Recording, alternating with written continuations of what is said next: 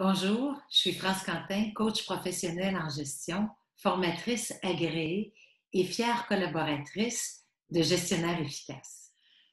Donc, le sujet de cette capsule vidéo-là porte sur la gestion du retour au travail, plus spécifiquement sur l'organisation du retour et la gestion du nouveau quotidien.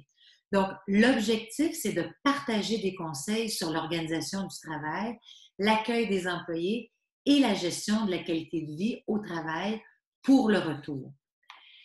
Comme d'habitude, pour concevoir cette capsule vidéo-là, on a utilisé des sources et des références crédibles que vous allez retrouver sur l'aide visuelle qui accompagne cette vidéo-là. Donc, notre ordre du jour, en fait, on a deux segments, l'organisation du travail et la gestion du nouveau quotidien. Dans l'organisation du travail, on va parler de télétravail, de la politique sur la santé et la sécurité des employés, l'organisation du lieu de travail, les procédures de nettoyage, l'organisation du temps de travail et la gestion des situations particulières. Quant au segment sur la gestion du nouveau quotidien, on va regarder l'accueil des employés, les communications et les apprentissages de la crise. Donc, commençons par notre premier segment, l'organisation du travail. On va traiter des 6 points tels qu'on vient de le voir précédemment. Donc, notre point numéro 1, la poursuite du télétravail. Votre entreprise devrait maintenir le recours au télétravail autant que possible pendant la période de pandémie. En choisissant de poursuivre le télétravail, vous pouvez répartir le temps de présence au travail entre plusieurs équipes. Pendant que les employés d'une équipe se trouvent dans l'entreprise, les autres travaillent de la maison.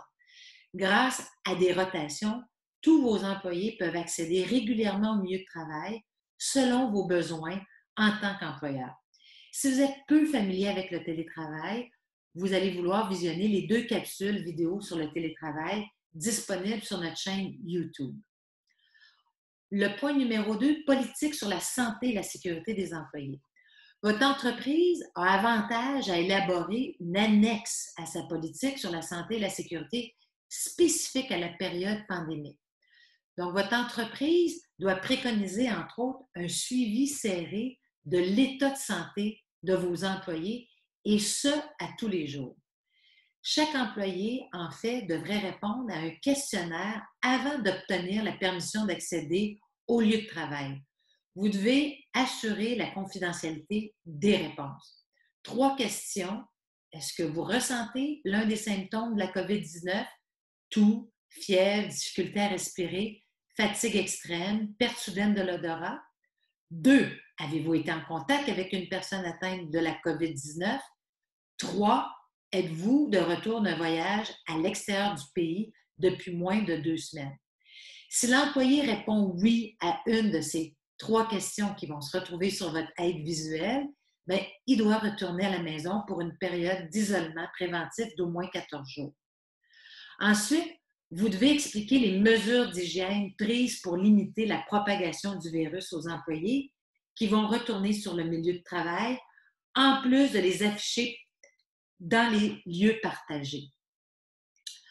Ensuite de ça, l'entreprise devrait interdire les visiteurs occasionnels et privilégier le téléphone et les plateformes de communication numérique.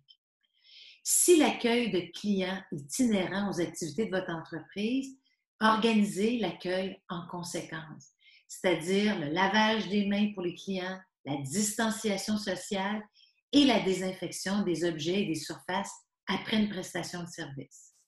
Finalement, en tout temps, vous devez vous assurer que les employés puissent garder une distance de 2 mètres ou 6 pieds entre eux. Si ce n'est pas possible pour certaines tâches, bien, vous devez fournir des équipements de protection individuelle, masques, gants, lunettes, et vous pouvez peut-être même installer des barrières physiques telles que des cloisons. Notre prochain point, l'organisation du lieu de travail. Donc, en prévision du retour, vous devez évaluer la configuration de vos espaces de travail afin que la règle de distanciation physique soit respectée et les mesures d'hygiène appliquées. Bien sûr, ça débute avec les postes de travail. Pour les postes qui sont habituellement occupés par plus d'un employé, votre entreprise doit penser à des nouvelles façons de faire. consulter votre monde. Ils vont s'approprier mieux vos nouvelles façons de procéder. Ensuite, pour les aires communes, pour les espaces communs, on parle de cafétéria, salle de conférence ou de repos. Eh bien, l'accès doit être premièrement restreint et c'est conseillé d'établir un nombre maximum de personnes admises. Ça, c'est la première chose. Deuxième chose par rapport aux espaces communs, ils doivent être fréquemment désinfectés. Troisièmement, les vestiaires où on entrepose les manteaux pendant les quarts de travail doivent être bannis. Quatrièmement, puisque l'accès à la cafétéria est limité, bien, vous pouvez également prolonger les plages horaires de repas si vous avez besoin de plusieurs employés en même temps dans vos locaux. Et cinquièmement, pour les espaces communs, les toilettes doivent être nettoyées au moins 2 fois par quart de travail. Aussi, vous devez vous assurer que vos employés ne partagent pas leurs outils de travail. Si c'est impossible, bien, faites en sorte qu'ils les désinfectent avant et après utilisation. Le dernier point, votre entreprise doit évaluer la pertinence de recourir à de l'équipement de protection individuelle tel que gants, masques, visières, blouses de protection. Le cas échéant, tous ces équipements-là doivent être fournis gratuitement et en quantité suffisante. Et évidemment, il est important de spécifier que leur utilisation ne remplace absolument pas les mesures d'hygiène des mains. Notre quatrième point, les procédures de nettoyage. Dans un premier temps, vous devez déterminer ce qui doit être lavé fréquemment, c'est-à-dire les objets et les lieux.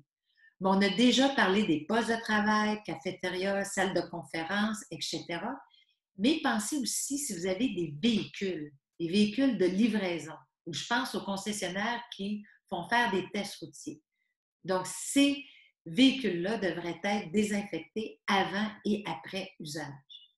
Ensuite, vous devez établir un horaire selon les mouvements de votre personnel et préciser qui seront les employés responsables de ces tâches-là. Par exemple, est-ce que vous voulez que chaque employé nettoie son poste de travail à la fin de son quart de travail et que les préposés à l'entretien s'occupent des heures communes? C'est une solution, il peut en avoir d'autres. Pour l'organisation du temps de travail, premièrement, vous voulez planifier les moments où la règle de distanciation physique est susceptible d'être brisée, par exemple comme l'heure d'arrivée des employés, les pauses, les repas, l'heure du départ, afin d'éviter que trop de monde se retrouve en même temps dans les lieux de travail. Ensuite, vous pouvez aussi réviser la répartition des tâches, par exemple en instaurant des rotations d'équipe ou même en décalant des horaires de travail. Si c'est possible et pertinent, peut-être que vos employés vont apprécier de faire des heures de travail en 4 jours puis profiter d'une longue fin de semaine. Donc, ils font 10 heures pendant 4 jours pour pouvoir avoir un week-end de 3 jours. Un dernier conseil, si vous avez des équipes qui sont déjà constituées, bien, il est préférable de les laisser échanger afin de minimiser les interactions. Gérer les situations particulières, notre 6e point. Bien, vous devez vous préparer à répondre à des demandes particulières. En effet, pour divers motifs, vous allez avoir des employés qui vont demander d'être déplacés dans l'entreprise. Il y en a qui vont refuser de se présenter au travail par peur de contracter la COVID-19. Vous avez aussi des employés qui ont eu la COVID-19. Puis finalement, bien, vous avez des travailleuses enceintes ou des travailleuses qui allaitent. On va commencer avec elles. Il va sans dire que vous devez leur fournir un environnement sécuritaire. S'il y a présence de risque, vous pouvez les réaffecter ou bien vous pouvez les assigner en télétravail. Sachez que la Commission des normes de l'équité, de la santé et de la sécurité du travail a statué qu'elles peuvent cesser de travailler avant d'avoir consulté un médecin. Cependant, il y a des conditions qui s'appliquent. Maintenant, qu'est-ce qu'on fait avec un employé qui a eu la COVID-19 et qui veut revenir au travail? Bien, sachez que la loi sur la santé et la sécurité au travail stipule qu'un employé qui a contracté la COVID-19, qui veut revenir après sa période d'isolement, doit s'assurer de respecter son obligation de veiller à sa santé, sa sécurité et à son intégrité physique, de même qu'à celle de ses collègues. En plus, il y a la Direction générale de la santé publique qui établit une série de critères qui doivent tous être satisfaits pour autoriser la fin de l'isolement. En fait, les voici. Donc, il doit y avoir au moins 14 jours qui se sont écoulés depuis le début de la phase aiguë de la maladie. Aucun symptôme ne doit avoir été ressenti depuis 24 heures. Seule une toux résiduelle peut persister. Aucune fièvre ne doit avoir été ressentie dans les 48 dernières heures et aucun médicament antipyrétique doit avoir été pris pour faire baisser la fièvre. Sachez qu'à cause de la situation actuelle, il est à peu près impossible présentement pour un employé d'obtenir un certificat médical attestant le respect de ces critères-là. Maintenant, si vous avez un employé qui désire s'isoler volontairement parce que, à cause de son âge, de sa santé ou de conditions particulières, vous devez le questionner pour connaître la raison de son retrait et pour savoir s'il y a une autorité compétente qui s'est prononcée sur son cas. Si les facteurs de risque vous semblent justifiés, bien, vous devez le référer à une autorité compétente qui va décider s'il est préférable qu'il s'isole durant la pandémie. Si la réponse est négative, l'employé doit se présenter au travail. Mais c'est certain là, que vous devez faire preuve de jugement. Est-ce qu'il est possible de l'accommoder en télétravail?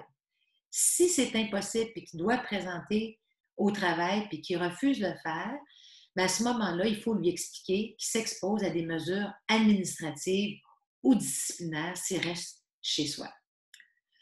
Finalement, votre employé peut invoquer le droit de refus s'il craint sérieusement d'être infecté. Pour ce faire, il faut qu'il présente des motifs raisonnables selon lesquels sa santé, sa sécurité ou son intégrité sont menacées dans le cadre de son emploi. En cas de dilemme, vous pouvez avoir recours à un inspecteur de la Commission des normes de l'éthique, santé, sécurité, travail pour se prononcer sur le droit de refus. Il va y avoir un hyperlien au site de la Commission sur l'aide visuelle qui accompagne cette capsule. On est rendu à notre deuxième segment, la gestion du nouveau quotidien. Donc, premièrement, l'accueil des employés. On le dit, le retour des employés au travail, votre entreprise va devoir informer les employés des nouvelles manières de fonctionner, notamment le fameux questionnaire de 3 questions sur leur santé.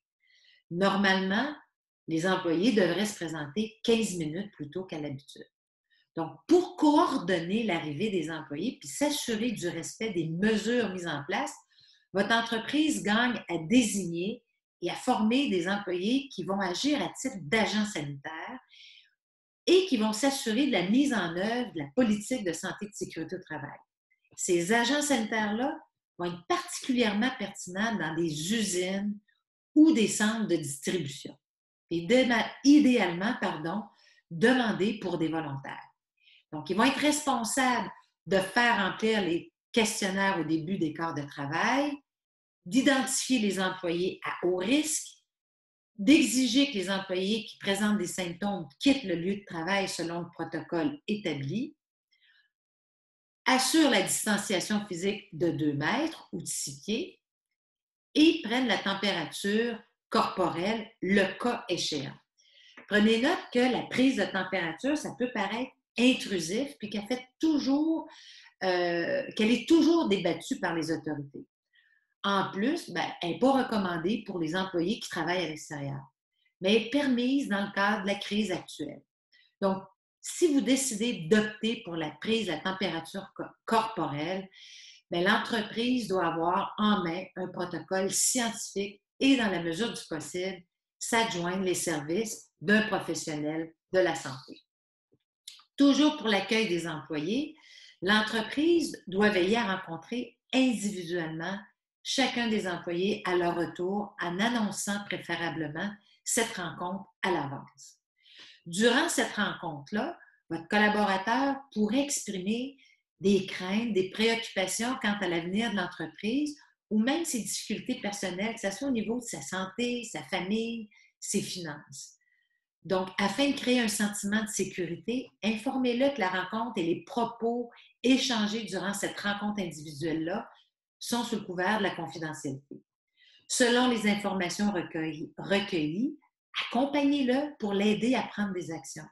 En tant que gestionnaire efficace, posez des questions ouvertes et écoutez sans jugement. Nos capsules sur la gestion de la peur peuvent vous aider à vous préparer pour ces rencontres. Finalement, évidemment, les rencontres de groupe sont déconseillées dans les circonstances actuelles. Au niveau des communications, avant la reprise des activités, votre entreprise doit former l'ensemble de ses gestionnaires afin qu'ils puissent communiquer avec confiance avec les employés, calmer leurs inquiétudes et répondre adéquatement à toutes leurs questions, parce que c'est eux qui vont être sur la ligne de front. Au préalable, vous pourriez faire un sondage. Ça peut être un bon moyen pour connaître l'état d'esprit des employés après des semaines de confinement et leurs préoccupations quant à l'avenir de leur entreprise et même de leur travail. Les résultats du sondage vont vous aider à aligner votre message. Ensuite, il est impératif de faire un rappel des consignes de prudence telles que de rester à la maison si l'employé présente des symptômes, a été en contact avec une personne qui a des symptômes ou s'il revient de voyage. De plus, des affiches qui rappellent les consignes doivent être affichées dans les endroits pertinents. Finalement, votre entreprise pourrait également élaborer une formation sur le fonctionnement et les nouvelles règles à suivre pendant la crise offerte à tous les employés. Maintenant, intégration des apprentissages de la crise. Bien, au-delà de l'organisation du travail, de la santé, de la sécurité des employés, cette crise-là offre à votre entreprise l'occasion de revoir son plan de continuité des activités en tirant des leçons de la crise. Ça permet aussi d'effectuer un bilan des nouvelles pratiques à maintenir ou à développer. Ça peut même peut-être vous permettre de revoir votre vision. Ça va vous permettre aussi de repenser les politiques de l'entreprise pour les horaires flexibles et le télétravail. Et finalement, d'implanter une gestion plus agile pour parer aux situations imprévues. Et pour ça, un bilan des compétences est vraiment important. Évaluer les compétences des employés, ça va vous permettre de favoriser la polyvalence pour qu'ils soient en mesure de prendre la relève d'un collègue malade. Et ça va être important de leur expliquer le bien fondé de la démarche pour faciliter leur adhésion. Votre mission pour cette capsule-ci, c'est de vous préparer à gérer des situations particulières. Donc, pensez à votre équipe, essayez de voir si vous ne pouvez pas avoir des situations qui vont demander un petit peu plus de doigté. Donc, relisez sur le sujet, revisionnez la capsule, relisez l'aide visuelle qui va être fournie, ayez une réflexion pour anticiper une ou plusieurs situations pouvant se produire et préparez-vous en conséquence. Évidemment, vous allez avoir un récapitulatif de la capsule d'aujourd'hui avec tous les points qu'on a abordés, les références et votre mission. Et bien sûr, si vous avez des idées de sujets, on vous invite à nous les envoyer en contactant votre conseillère ou votre conseiller en formation. Je vous rappelle les coordonnées des cégeps fondateurs et partenaires et je vous rappelle que le programme de formation gestionnaire efficace est éligible à la subvention PACME COVID-19 annoncée par notre premier ministre Legault. En terminant, je veux vous remercier d'avoir visionné cette capsule vidéo-là et j'espère sincèrement que ça vous a donné des pistes de réflexion, des trucs et je vous dis à la prochaine.